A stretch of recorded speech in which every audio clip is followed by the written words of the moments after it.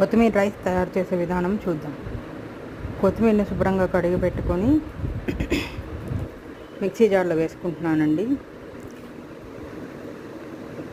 అందులో 3 పచ్చిమిరపకాయలు, మనం తినే కారానికి తగినన్ని పచ్చిమిరపకాయలు, సాల్ట్ వేసుకొని మిక్సీ జార్లో మెత్తగా పేస్ట్ లాగా చేసుకోవాలండి.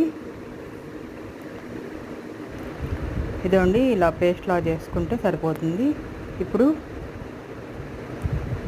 తిరగమాత కోసం స్టవ్ పైన బాణలు పెట్టుకొని నెయ్యి వేసుకొని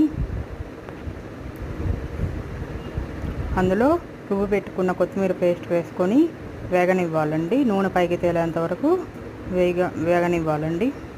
ఈ రైస్ క్యారేజ్లో పెట్టడానికి కూడా బాగుంటుందండి.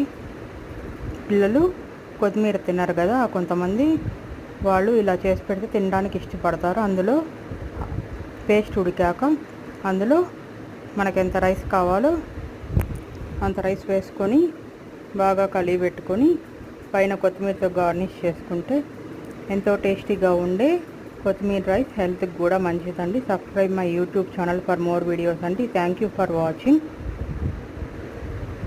బాయ్ అండి.